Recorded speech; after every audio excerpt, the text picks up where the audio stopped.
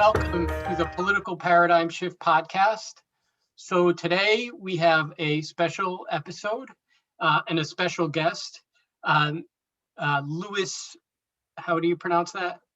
Puig. Puig? Puig. Puig, okay. Puig is here. So Louis has a very interesting story, and I thought it would be great to have him on the podcast to kind of give us his insight into his perspective on things.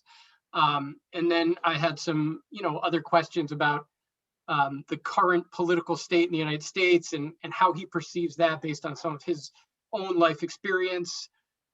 So I'm going to hand it over to you, Louis, just kind of in whatever way you want, explain,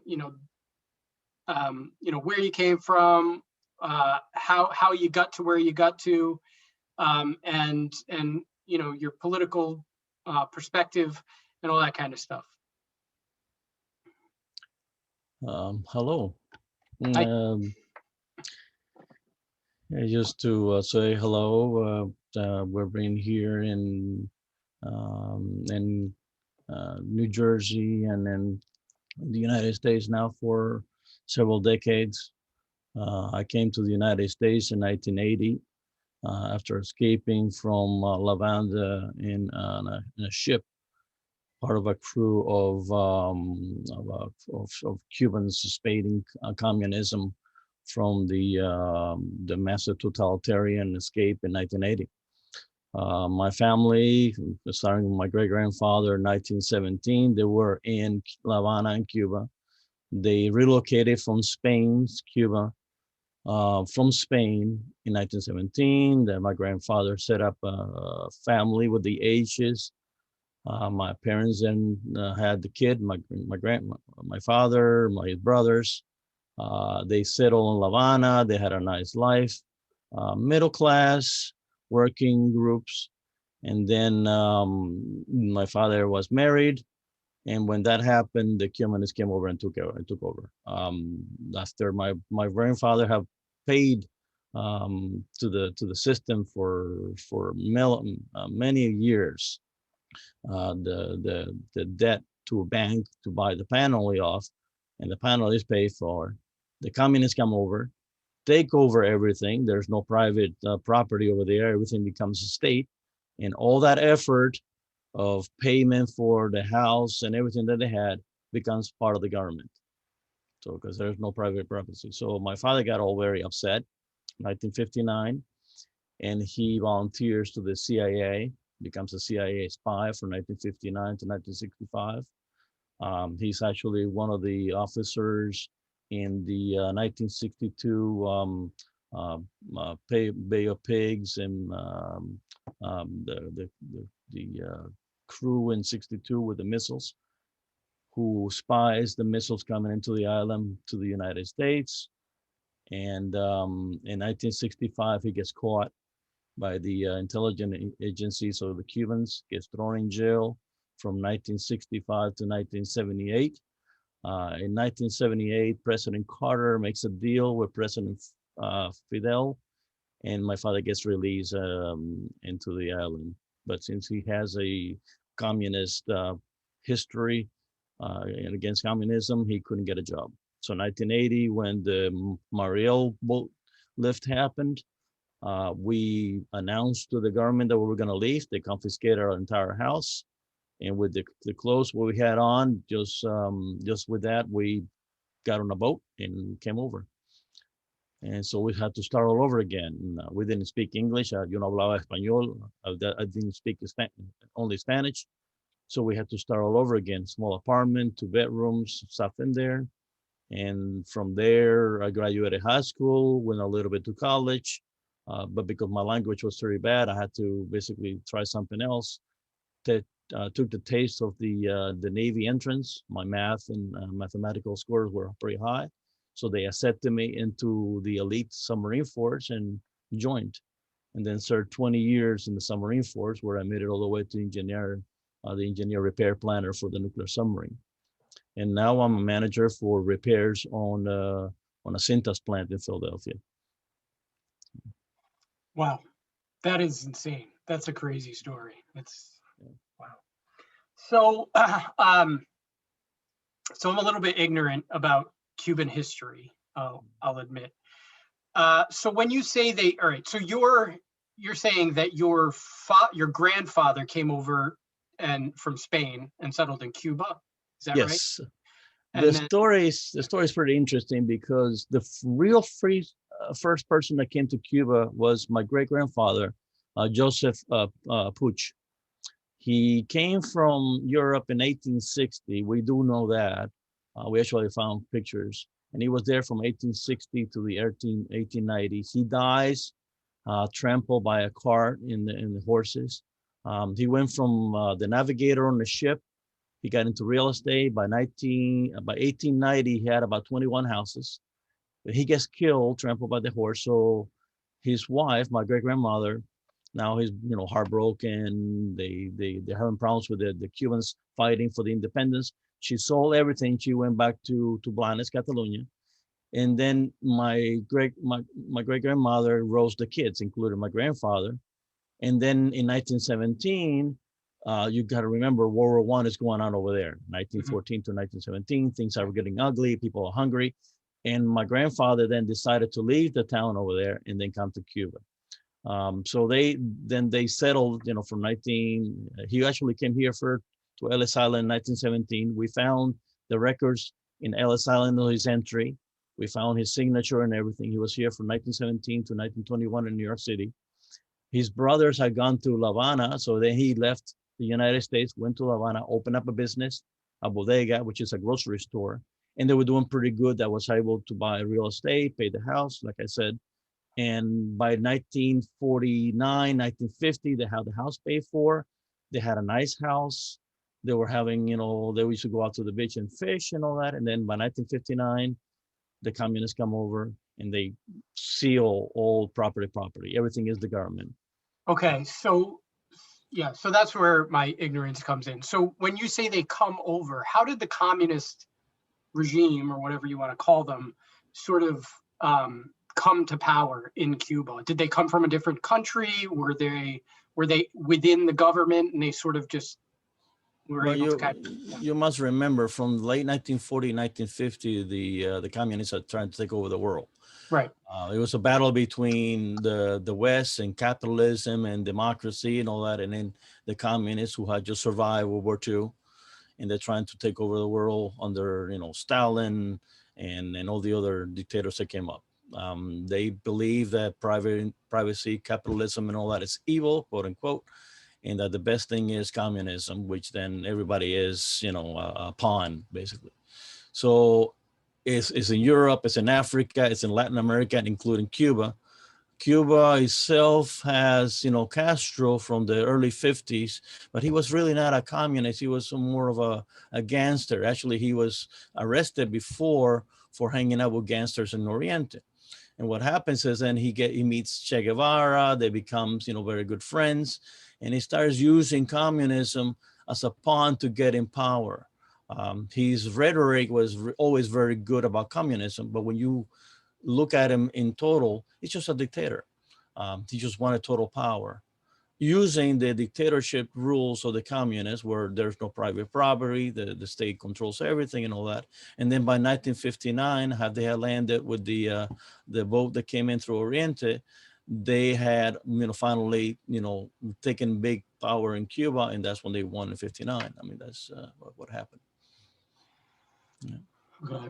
So, what's interesting about this, for me is I think, especially with the younger generation, there's been this sort of disconnect, right, between when communism was thought of as being sort of this evil, right, in the United States, and now, because there's been like this period of time.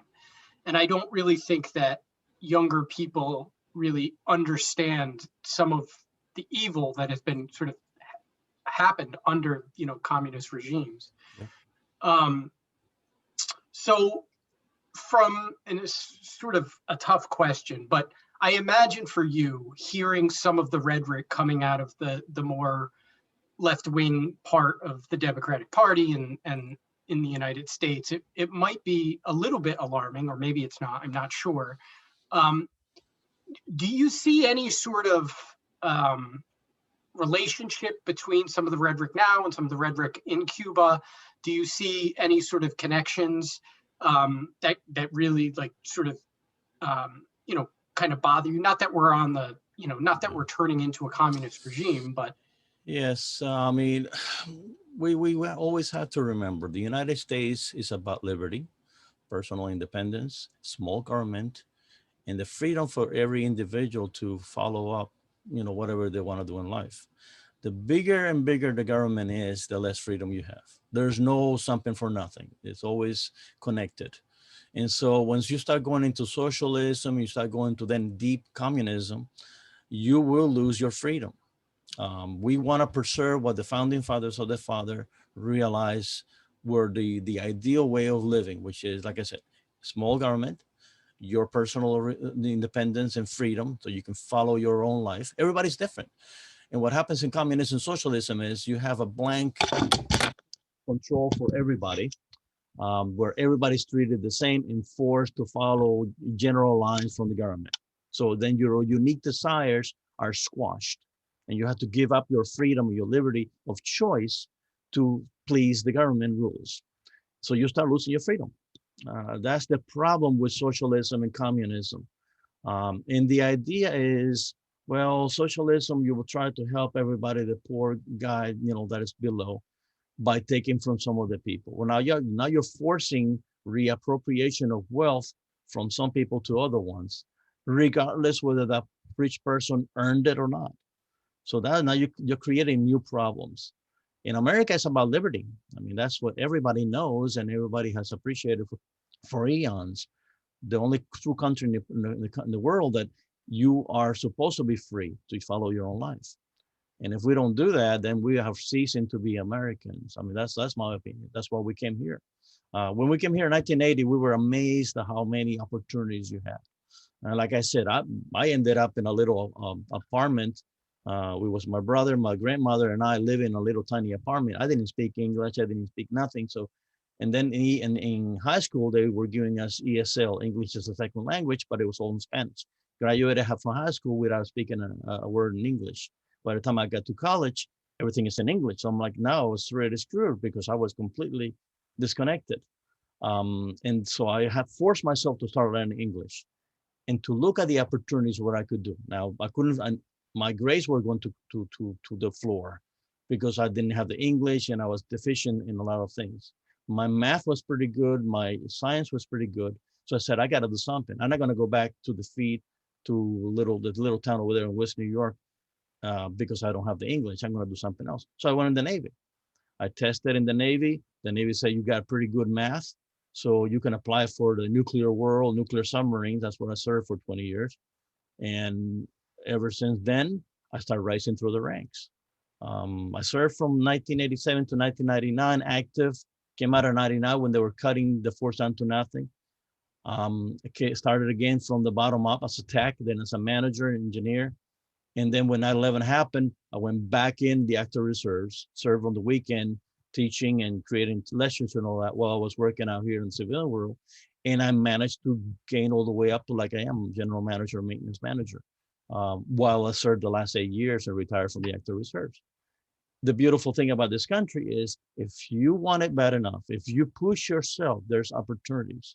The problem is a lot of people that don't want to do it. And then there's an interview of Morgan Freeman in CNN, and very interesting because he also explains in his case that he came from very poor and all that, but he made it. And and he has a beautiful phrase, says, courage is the key to life itself. I love that phrase from Morgan Freeman. And he says, as long as you want it in this country, you can reach very high, but you got to want it. You can't just sit back and wait for somebody else to do it for you or the government take care of you. And that's life if you think about it. Every person got to push, find out what you are good at, and then run with it. And then look at the opportunities around it and go for it. People nowadays, they want the government to take care of them. Well, no, that's not the answer. It's you. You got to get ahead. You got to get forward. I mean, that's just that simple.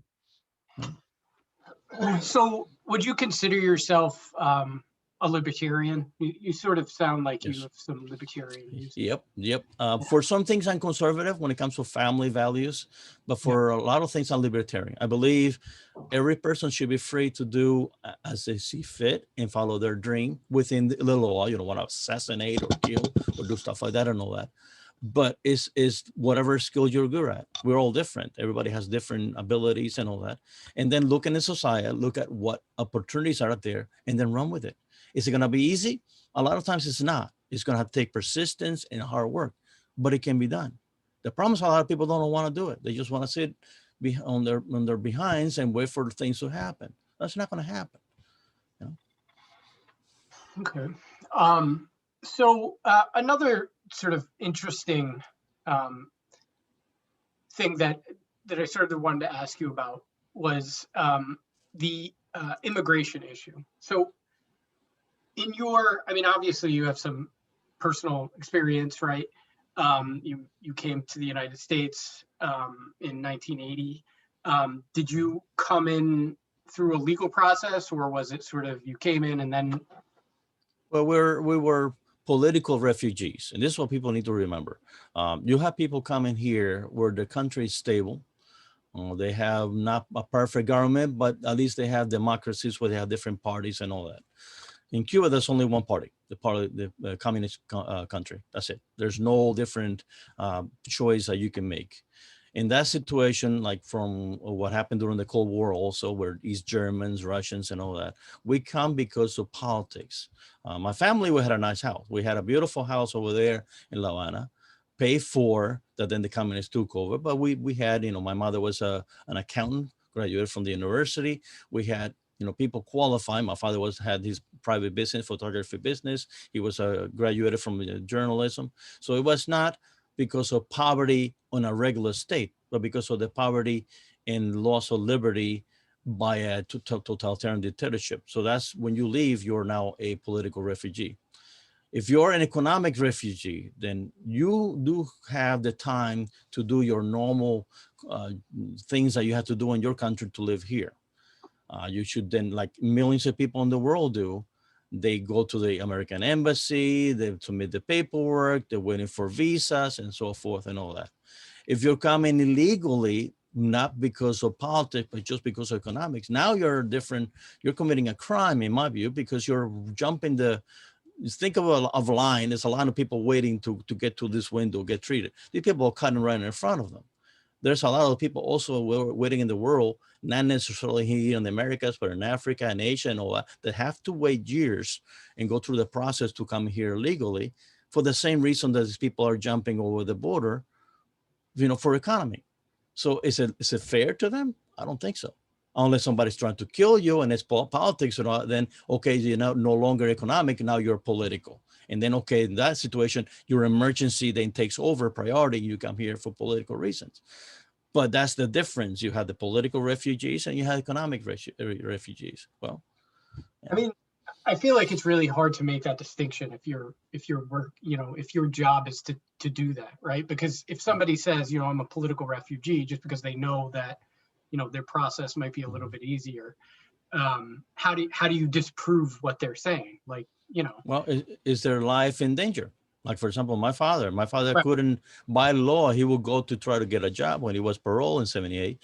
Mm-hmm. And they would tell him flat out, we can give a job to anybody else, including common criminals coming out of jail, but because you're a political refugee, which will follow you for the rest of your life over there, you couldn't get a job. So he had to work under the table. My mother, who was an accountant, she had to be very clear of the political things that happened to the family. She couldn't even mention anything, otherwise she would lose her job. So it's not like any other place in the world where, because of the economy, they lose a job because, the economy might be bad, but they can get a job and all that. In Communist Cuba, if you're a political refugee, you can't work. They won't allow you to work. Not only that, the family in every corner of in every neighborhood, in every city in the island, there's what's called Comité de Defensa de Revolución, Committee for the Defense of the Revolution. There's niches from the government. We're literally watching every neighbor for every week. At the end of the week, they send reports to the local Communist Party telling them how many people were in the house, what they were doing, etc. So your liberty is completely restricted. If you want, for example, have people come over to your house as visitors, you gotta go and get permission from the comité over there to allow even family members to come over and visit. The reason for that is every revolution needs some kind of meetings and stuff like that. So if they control the freedom of assembly, they control the abilities of people to get together and plan a revolution and see government and so forth. So even they control that. Like I said, freedom is non-existent in Cuba, in communist Cuba. It's the same way it was in the USSR, back in communist East Germany and all that. And that's what Americans need to realize. The freedoms that we have here, we take it for granted when it comes to that. People in Latin Americans have that kind of freedom. What happens is they don't have they're living in poverty because of the economy and so forth, but they can still get together, they can still live and all that. So that's what you have to show them. It's a personal freedom against no personal freedom. That's your political, refugee. Okay. So, all right. As you know, probably from my group, a lot of my sort of political friends tend to lean left. You've probably met some of them. Some of them aren't very nice online. So one of the things that they would say, and pushing back on you, is one of the points that they bring up, and I think that there's some sort of legitimacy to what they're saying, is that, okay, you have regimes like the Castro regime, or you have Stalin and all of that.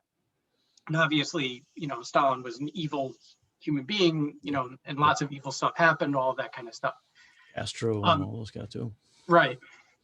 And but they'd make the distinction between that sort of government and like a government in Norway or France or Germany or something, or places like that. Now, I think all of us can agree there's a huge capitalist component to all of those countries too, right? Yeah. They're not just purely socialist, although they have lots and lots of, so they're more socialist than the United States by far. And they have like socialist parties and all that kind of stuff. But if I may, Norway and all those countries actually have come on record. The prime minister come on record, say they're capitalists. Right. They have social programs like the United States does, because we actually have social programs here too. We're not pure capitalists, but they're primarily capitalists. Socialism, when you start going to socialism, you look at Venezuela, you look at Cuba, you look at in socialism, in communism, it's almost the same. The difference is the grades of control. But socialism, when you start having the government control people's lives, businesses and all that, there's no free ride for that. You start losing your freedom, business start losing their freedom. Is if you look at it in a graph, we're in the middle of the United States and Europe, Western Europe, and all in the middle between, two free, which is liberalism, completely no control, and total control on the other side, which is socialism, capitalism, communism, and so forth. Communism, Venezuela, socialism, Cuba, USSR, and all that. That is the direct result when you implement fully socialism. With socialism, when you look at the definition, is the government controls the businesses, it controls even part of your life and all that. Communism then controls everything. There's no freedom whatsoever. So it's different degrees of control of the government. In America, if you're a real American, you always want to be for personal independence, personal freedom. Never, ever, ever for any kind of intrusion in your life by the government. The minute you start doing that, you go into socialism, you go into communism, and you're giving your liberty, your right to the government. And for one, that's something I don't want at all. So your perspective would be, and correct me if I'm wrong, the more, so obviously we already have some, I guess you could call them like our welfare policies, and those are socialistic, but they're implemented within a capitalist system. Exactly. Overarching capitalist system. Yeah. But you're saying the further we go, the more socialist we become, the Medicare for all, the government paying for schools and for daycare and all that kind of stuff. The universal basic income stuff.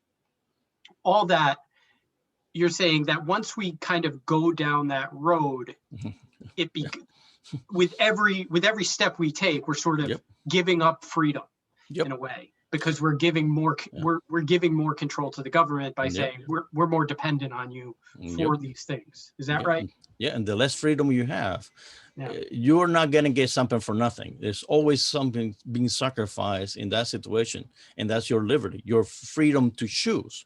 I mean, you yourself can think about it when you're looking at dependency from the government. Well, they're demanding things from you, and then true American is about, yeah, you're not going to get help from nobody else, but you're on your own and you make your own decisions. I, for one, love that. Rather take my chances on my own and know that, okay, the government's not going to help me, but I will make it happen. And I'm an example. By making the right choices in one generation, today I'm sitting with my wife and I here in this paid for property by the Chesapeake Bay. So if I could do it, and I had to reinvent myself literally completely, because I had to learn the language, the culture, everything. Watch very carefully what I was choosing. In the little gang neighborhood over there, I stay from crime and the drugs and all that crap. Figure out, okay, I can't afford college, but I got to get an education, technical education. What can I do? Well, the Navy. The Navy is going to give me a great technical education. I can become somebody. Then when I came out here, little by little, grow up. Okay, I was a tech rep for a little while. Then they had an opportunity for supervisor at nighttime. So I worked as a supervisor, proved myself so I can put on a resume, became a manager, and little by little did it. If I could do it, y tuve que empezar de nuevo. I had to start from all over again. I don't want to hear anybody born in this country not being able to do the same thing too. And that's another thing on that great interview of Morgan Freeman.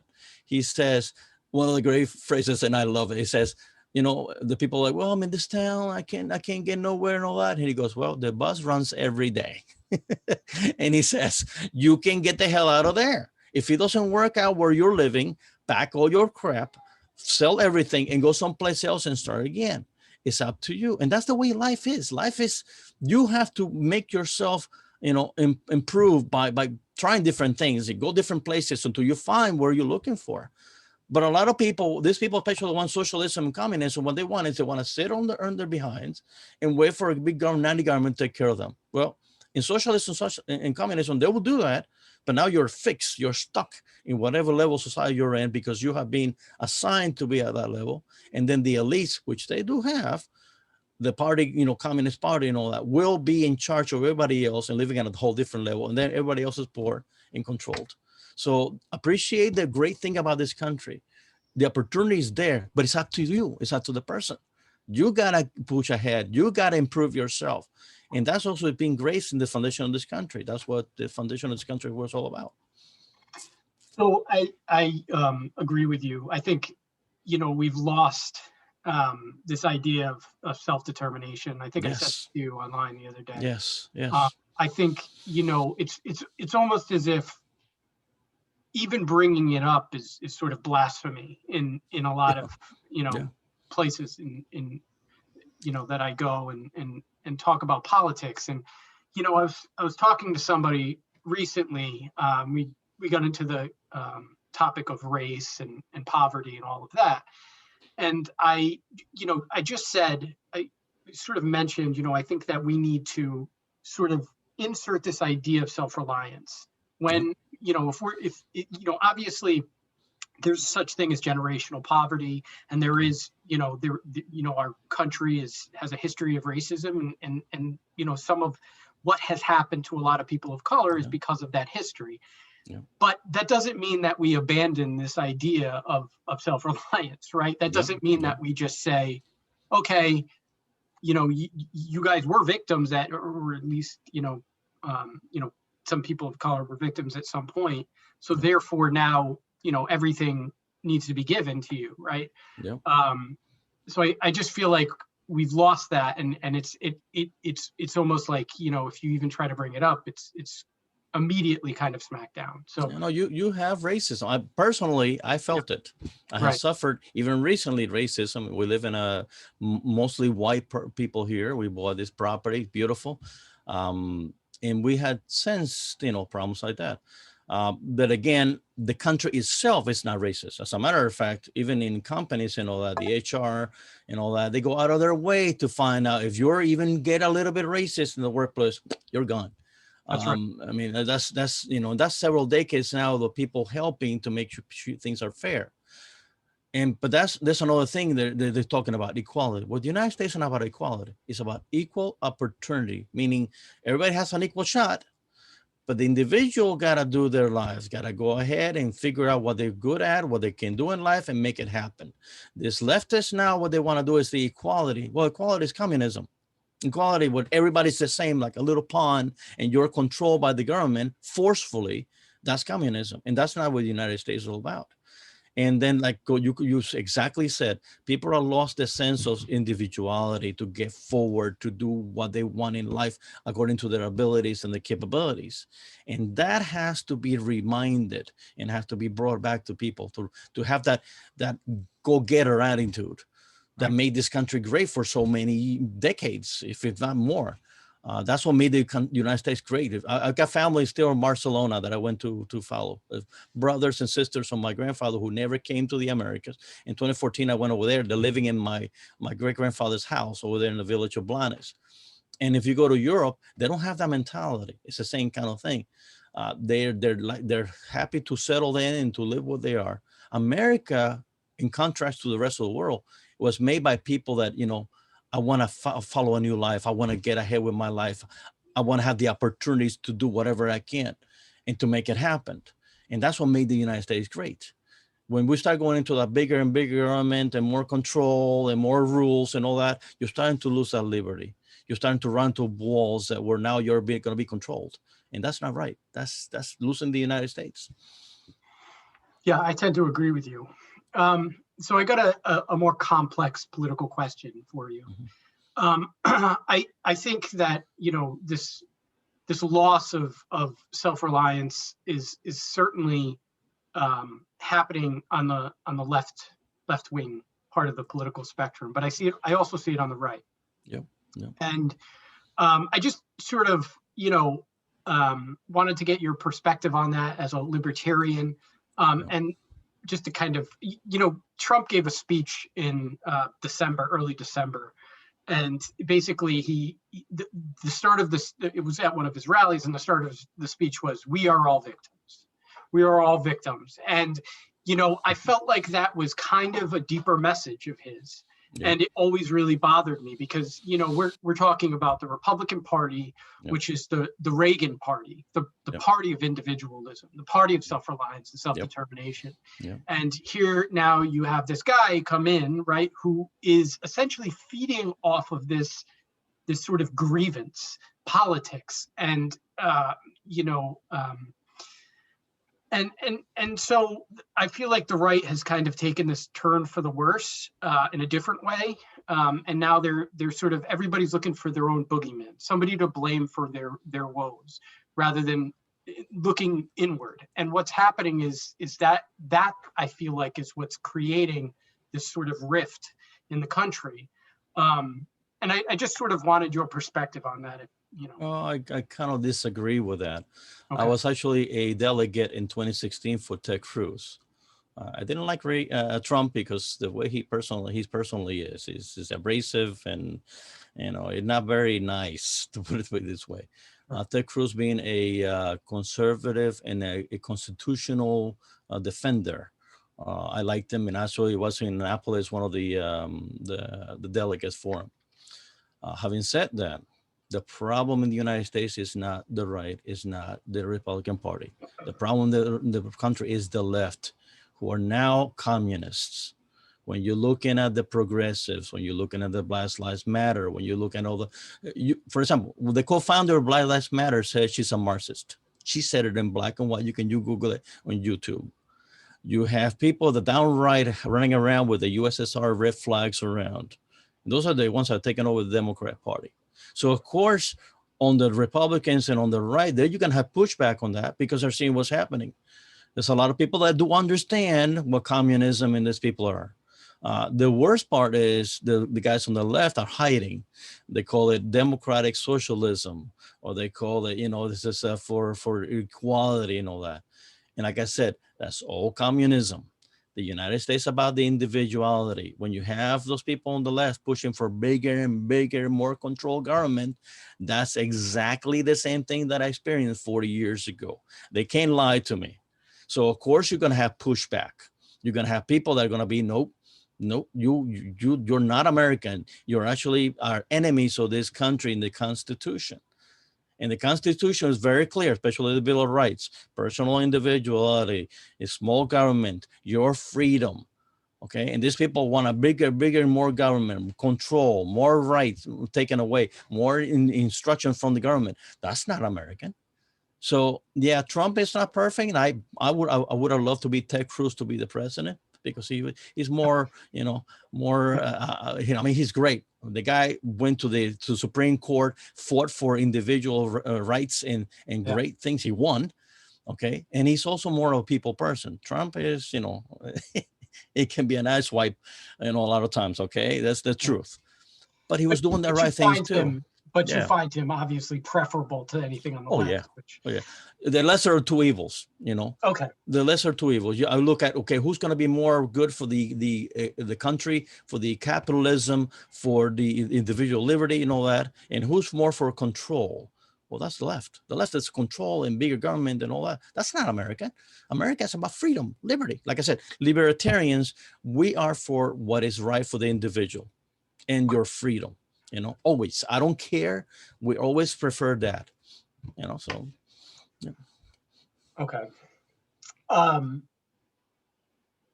So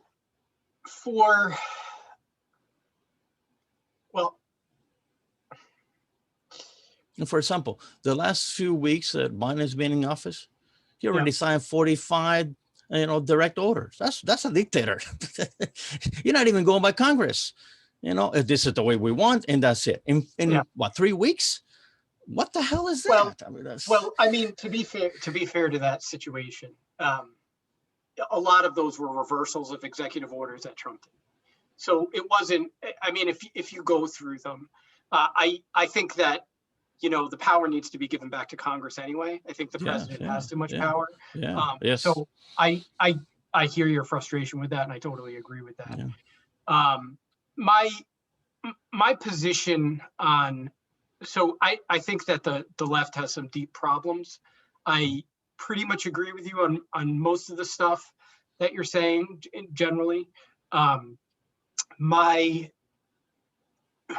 So the right wing is different, right? I think the problems have sort of are American and not right or left. And I see people in the United States is, sort of victims, right?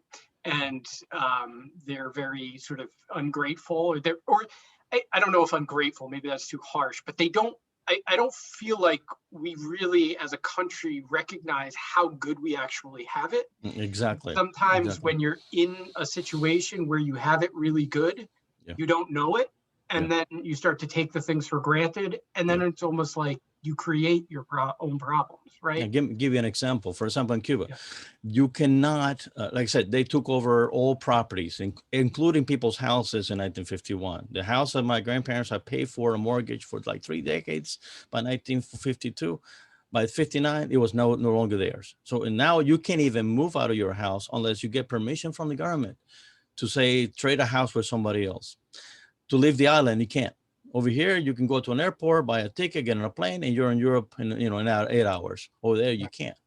They control your life completely. And over here, you have a problem in one city, and that's what happened to us. For example, I was in West New York, New Jersey. It's right on the Hudson River, and that's a very Hispanic. It was full of Cubans and all that. Everything in Spanish. I knew when we were there in 1980 that if I didn't leave, I was going to end up being a little factory worker or just one more, person speaking Spanish for the rest of my life and all that. But I had the liberty and the opportunity to get out of there. And that's when, like I said, Morgan Freeman says it on the video, which is great. You guys, I recommend it. It's on CNN with Lemons. And he talks about, do you have racism? Of course. And like I said, I felt it myself. Yo soy Hispano. I was Hispanic. I felt people telling me, go back to Cuba and all that. Okay. So, but that's individuals. The society itself, you still have opportunities to get ahead, to do great things. But it's the person. And you have to have the courage, like Morgan Freeman says, to do what you have to do in your life to do it better. If it's not working in this city, pack your stuff, go someplace else, try it someplace else, look in the map. Now everybody on the phone, you can Google up and see where, more opportunities are, where more people like you are and all that, and you can make it happen. but what the mentality, in my opinion, is, so these people that want the bigger government, is they want the government to do it for them. They don't have the courage to say, I'm going to go forward, I'm going to make it happen on my own. If I have to move, I have to move. If I have to reinvent myself, I reinvent myself, or learn a new trade or do something else. They want to continue in the little circle they're in and do the same thing and do their lives better. That's not going to happen. You got to have the drive to better your life. And that's true in everywhere, even in part of the planet. I was stationed in Italy 2 years with the Navy in 1977, 1999. And I saw it over there too. You have people there that you saw it for, forever, and the same thing. They didn't go anywhere. And you got the guys that, went go-getters, went and made it happen. When I visited in Spain, 2014, my family, I was there 10 days. They also introduced me for a lot of people. You got the same thing. People that just want to sit in the laurel, let the government do the things for them. And you got the go-getters that, we're going to make it happen. That's what needs to change. But people need to understand that most of the things in life is you. You have to make it happen.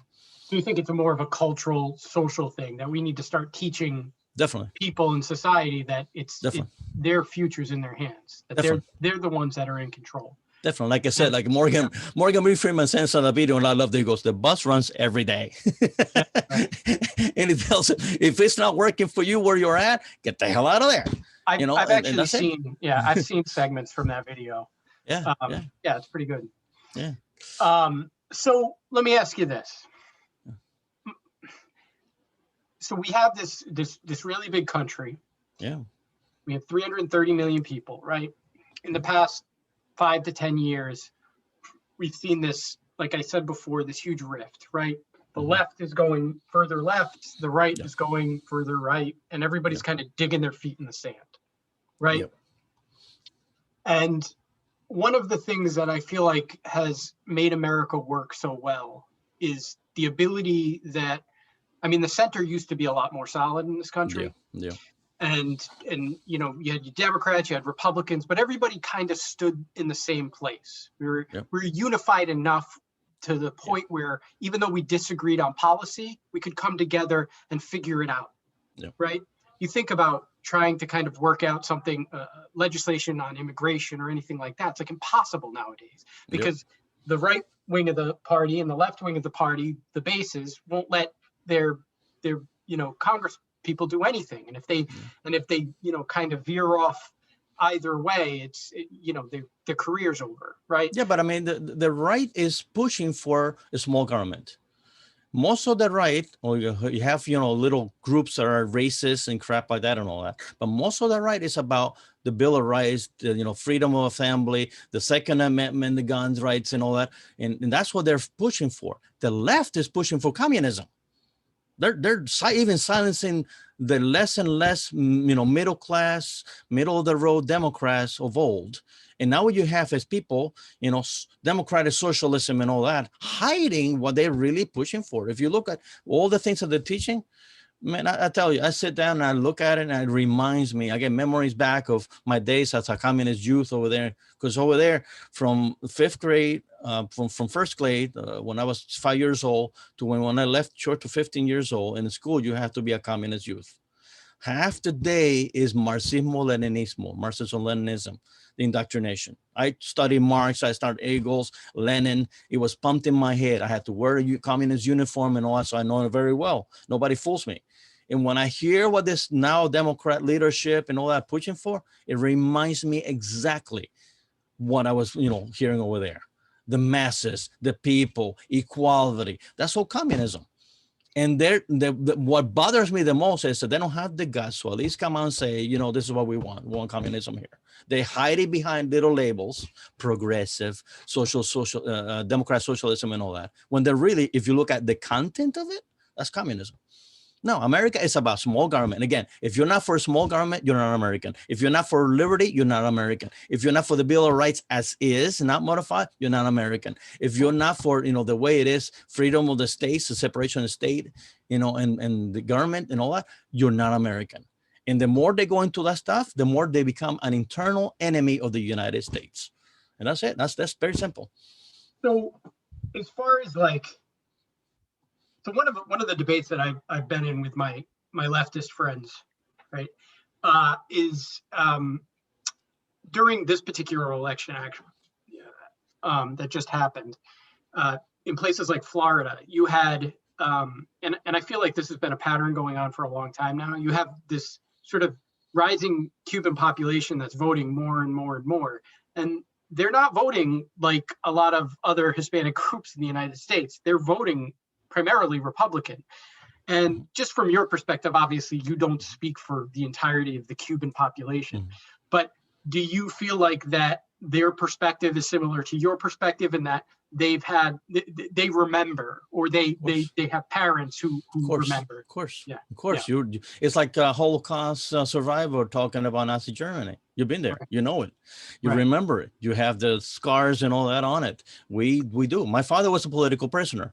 My father, once the communists took over in 1959, like I said, they took over the property, the house that my grandparents have paid for and have worked so hard to pay for and all that. All of a sudden, it's not theirs. He gets pissed off, which is in my book, and he starts spying for the CIA. My father spied from CIA from 1959 to 1965 inside Cuba.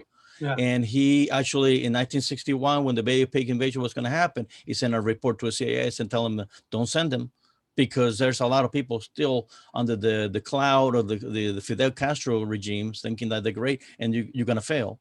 In 62, they took pictures of the missiles coming into Cuba, and then he alerted the Kennedy administration and told President Kennedy, we got a problem here. And thanks to him and 4 other spies inside Cuba, the United States understood what was going on over there. And actually, the missile crisis happened. We stopped the Russians from the nuclear missiles 90 miles away from the continental United States. So my father actually one of the people that saved the world from a nuclear war, because we stopped the whole thing before it actually got really bad. Then he got caught in 65. He was a prisoner from 65 to 78, beaten, torture. I remember my mother used to take me to see him. He had like black and blues because they were beating him up, torturing him in jail. And then he got released in 78. And then I was outside. That's another thing. If you have a political prisoner family member, then you are a family of the political prisoner, and a lot of people hates you.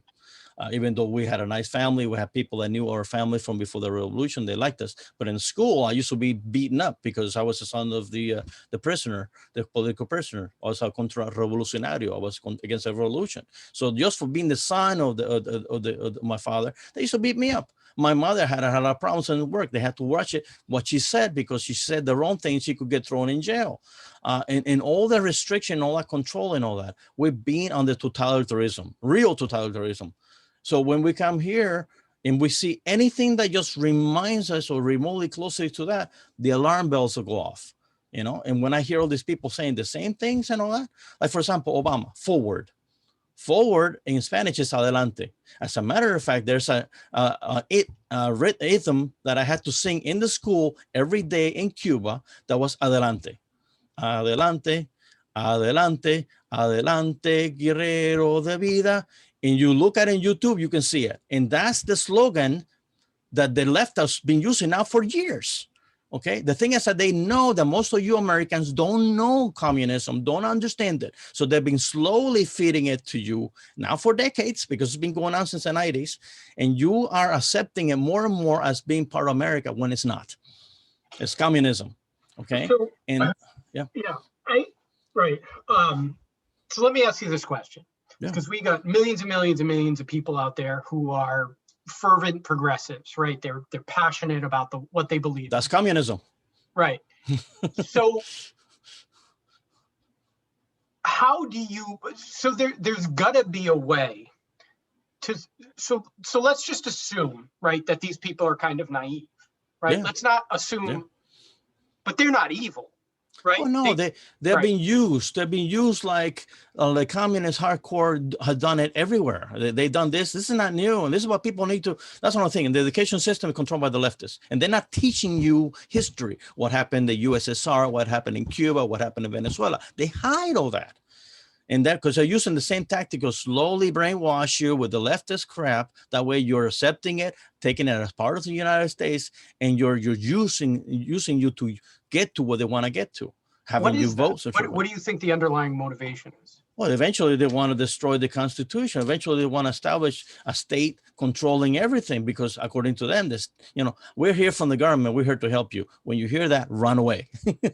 Okay. Always the individual, always your person. The more the state, the bigger it is, the less freedom you have. And then, for example, do you have equal inequalities and you have people suffering and all that? The last thing you want to do is a big complete government to do that, because then they'll destroy businesses, lives, and all that, and everybody end up being poor. The real thing is, and like Joshua, I'm a little religious too. We did a port call in Jerusalem. I've been in Jerusalem, and we're also Southern. My ancestor, if we go back, we're Northern Spanish, French. We were from the not the Catholics, but the Protestants and all that kind of thing. And we believe that every individual has the need to help others. Help to people should come from the individual, not the government. So if you have inequality, you have, bad things happening, it's the good people, good heart to help the other ones, but never because you have totalitarian government, because then now you have totalitarianism, you have a regime. People helping people, that's the answer. People doing the right things. And you have, nowadays, you're right. The country is coming apart. You have racism from all different kinds, because you even have white racism, black racism. You got all kinds of things going on. You got everybody digging into their little holes and nobody doing the right thing, which is, first, remember, you're Americans. We're Americans. We come from all the world, but we come here and we go under certain basic principles that makes us American. Again, liberty, small government, personal freedom, capitalism, which means the exchange of goods and services between people, not because the government controls it, but because of people. So that way it gives you opportunity that if you have a great idea, you can become wealthy, by doing the work and all that. And those things, again, based on people doing the right thing, not the government. And that's the problem. We keep going the way we're going, we're in trouble. We're in deep trouble.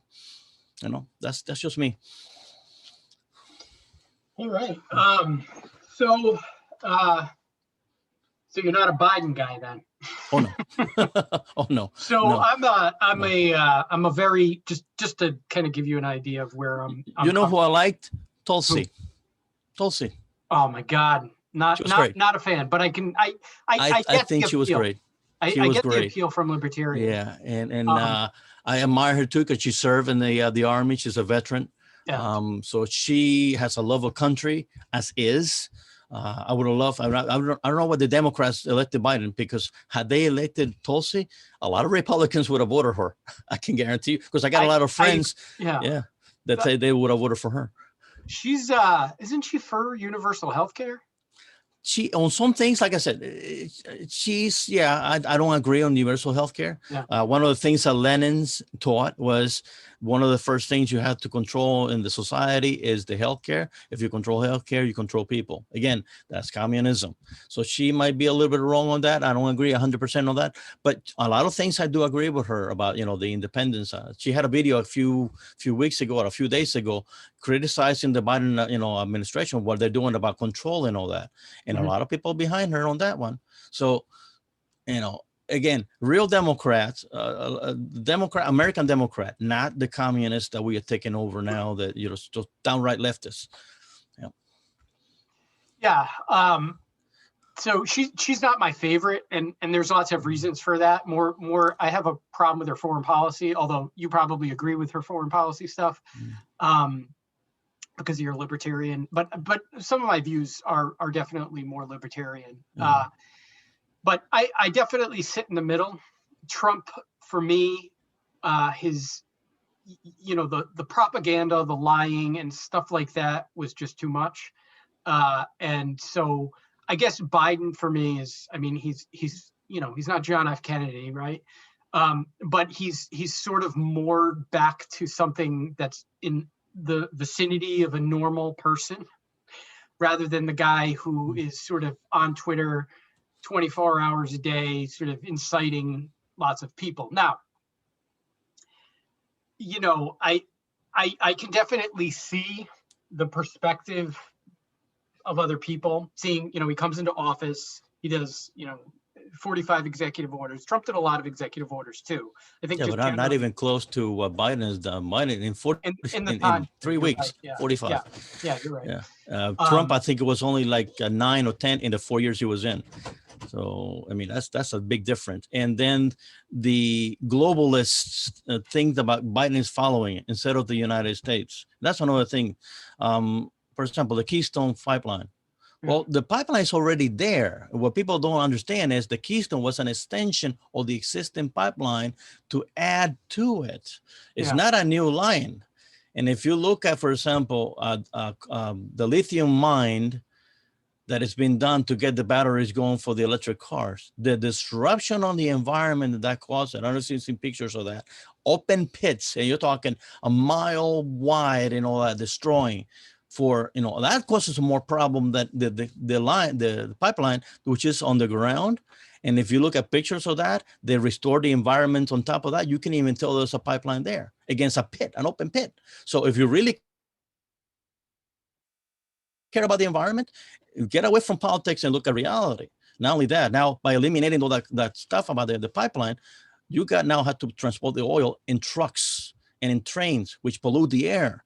And not only that, makes us again more dependent from oil overseas, which they don't care. They don't care how they produce it over there. So they're pumping the stuff up in the air. So the one thing about Trump and national putting things back into the nation, that's correct. You don't want to be depending, especially like on the Chinese, which are trying to take over the world by, forcing themselves into the world, and all that. You want to keep the United States independent. I agree with that. I agree with the independent aspect to it. And I don't know a lot about the Keystone stuff. I think that Democrats go way overboard with the climate change stuff, although I do think it's a problem. Yeah, me too. But I don't think we're going to die tomorrow. I think that we got to do it smart. We got to do it. Look at, like the union, the piping union now, which voted for Biden, now all upset because they just lost, I think, like 10,000 jobs, and the damage that is done to the country when it comes to oil. Hello. Well, it just seems like a stupid political move too. It didn't really make much sense. It was sort of trying to appeal to the environmental. Yeah, right. Yeah, the Mantumas, Yeah. I think my whole thing with foreign policy is more human rights related. And I really do feel like the United States does have, having the strongest economy, strongest military, strongest influence in the world does have some sort of obligation to help people. Now, how we do that and what way we do that is definitely up for debate. And you have a lot of organizations that are corrupt. And so I am more than open to debate on that. What I didn't like that Trump did is he cut all of those international programs. Right. But then he would start helping people here. He gave to the Black community loans and grants to help out. And he got a point. If we got people starving here in the United States, well, you're going to spend $1 billion in some other place out there. Our priority should be our citizens here first that are hurting, especially now with the pandemic and all that. And then if we got anything extra, we help everybody else. But, priorities. Right. No, I agree. We should prioritize. But I also, I think we can do it all. And we should prioritize and focus on what's important. Americans should come first when you're talking about the American government. I don't reject that idea at all. I just don't like the idea of completely pulling out of the world. And I felt like we were a little bit isolated, overly isolated. I also think that, we're in the modern age, right? We're a globalized economy now. It's just the way it is, right? We have a globalized, interconnected economy. All politics affects us. One place that, as much as I hate Trump, I try not to be blinded by my hatred. One place that I think he did a magnificent job in is in the Middle East. And he pulled all our troops out. He actually had resistance from the Pentagon and all that from bringing our troops home. Well, he said, the right went after him because they were like, oh, you want to keep this perpetual wars overseas and all that. And he was like, no, we got to bring our troops home and not be starting wars out there and all that. And a lot of people don't know that. You know, he was doing that. It's like, no, globalists, yeah, you don't want to, especially in war, we want to bring up troops back home. And the war in Afghanistan will be going on for what, 20 years? The troops in Iraq, it's time to pull out. And the Pentagon said, no, we want to keep the stuff over there. So, I mean, I mean, that's on the left too. There's a lot of people who want the troops to come home too on the left. Like I said, I think he did a good job in terms of how he approached the situation with Israel and Palestine and kind of getting the countries around it to come together, like the UAE and Bahrain and all that now made peace with Israel. Right. So he definitely did a good job with that. You know, I fundamentally disagree with his approach. I found his behavior to be abhorrent at times. And I didn't feel like it helped. Right. Yeah, that's my problem with him. The way he was abrasive, man. It just a little more diplomatic, man. It just he's like throwing fuel on a fire, right? All the time. So that was my issue with him. And that, you know, but so, I mean, we are where we're at. I guess my last question to wrap up for you would be, how do we get back to where to being a country who can not, you know, I think this stuff about unity is often overblown. I don't think we all need to come together and, this idealistic utopia. I don't think it's realistic. I don't think it's necessary. And I don't think it's American. I think part of being an American is being able to do what we're doing, which is disagree on some stuff, but be able to have that conversation without saying, fuck you all the time, you know? And that's what happens online is you sort of, there's like this social disconnect and you end up getting in these conversations with people you don't know and you hate them, or you end up hating them, or you're spewing all this hatred at them, and all it does is exacerbate the ongoing division. And so, how would you propose that we can come together as a country and try to, as much as we can, and try to get back to a place where we're able to get legislation done, where our politicians we don't have, riots at the Capitol, or, our cities aren't on fire. How do we get back there? Well, again, the same thing first is to remind people we're Americans. We come from all different walks of life, all different parts of the planet. And what makes us together being one is those basic principles: liberty, small government, freedom to start your business and become successful and be okay. The Bill of Rights, the Constitution, and so forth. For those on the right or the left that are against that, then we need to put a spotlight on them and say, hey, look, this is the guys, they're not American. And they need to come to the center. And all of us who love this country, then defend it and teach the kids these basic things that are making this country the great country has been for so many years. If they're being pulled to that side, that needs to be identified. And then, hey, look, everybody else, this is what these guys are doing. This is not America. The other guys on the right, they're pulling for that. That's not right. That's not American. And then bring people back to the center and understand that that's the best way to have this country move forward. Otherwise, we're in trouble. We're, like you're correctly, we're being pulling in so many different directions. We don't have a common race. We don't have a common ancestry. We don't have a common, a lot of things that are common. The common things are the rules and the basic principles that we live by. And if we don't have that, we got nothing. That's right. If one's wants socialism and communism and the other one's want, racism and all that, then you don't have a country, you have a mob, That's right. So as long as you have people then return to the principles that made this country, then we're okay. Now, do they have different variables on how they want to treat it? And people want to be more generous, help out more, or the ones want more the individual helping and all that. Like I said, that's beautiful. That's what America's about, different ideas and all that. But when you have now real differences being pulling us apart of even what the system should be like, instead of working within the system that the founders came up with, we'll break up the country. We'll break it up.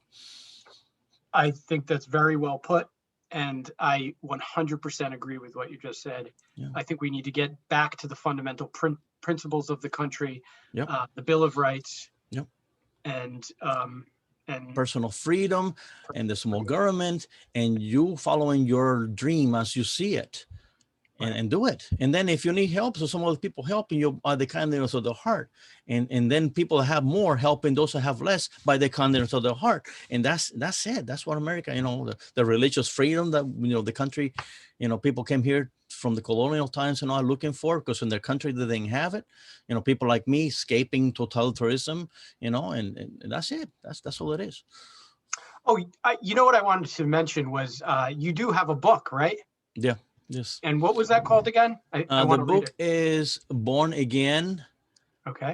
from Communism to American Submariner. I graduated high school in '83. I went a little bit of college, but like I said, I was completely lost because I were all in English. So I was sitting in class and people talking in English, and I was completely lost. High school was all done under ESL, English as a second language, on Spanish.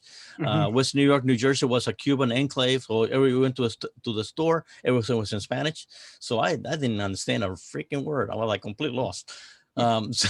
So from '83 to like '85, '86, when I was in college, I was really learning the culture and English and all that. And then with that little bit that I had, I was filling out of college, and I said, well, I gotta do something to do something with my life. I can't go back to West New York and be a little labor. So I joined the Navy, and because of my high scores in math and all that, my good intelligence and all that, they said you can be a submariner. So I became a submariner. And I served from 1987 to 1999 active, came out, 9/11 happened. I get a phone call.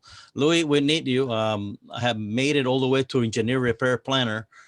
In the submarine force, all the jobs are done on the procedures that are written by an engineer who came through the ranks. There's no, I'm a college engineer and I'm going to now be in charge of things. No, you got to be for like 10 years turning a wrench and being a mechanic and earning your way through.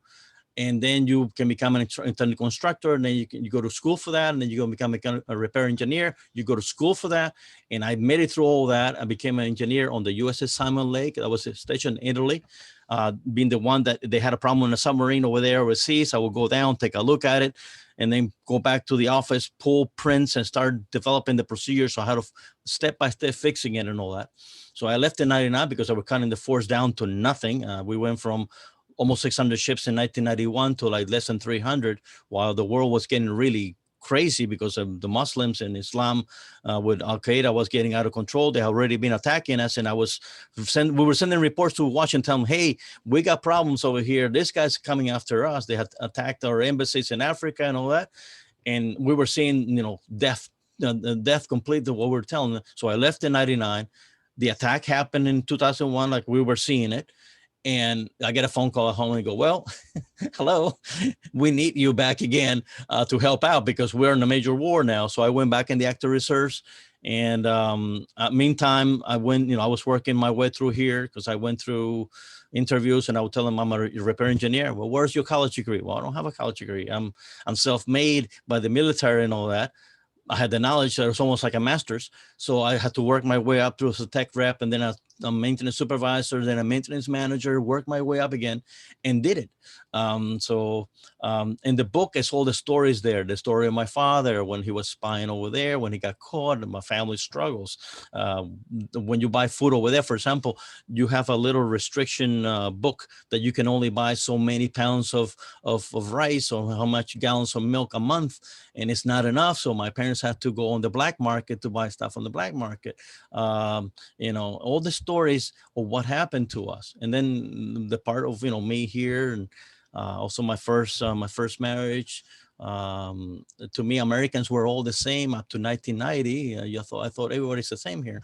And then I realized the difference between conservatives and liberals and all that. My first wife was a liberal, very selfish, me, myself, and I, like the little song they had back then.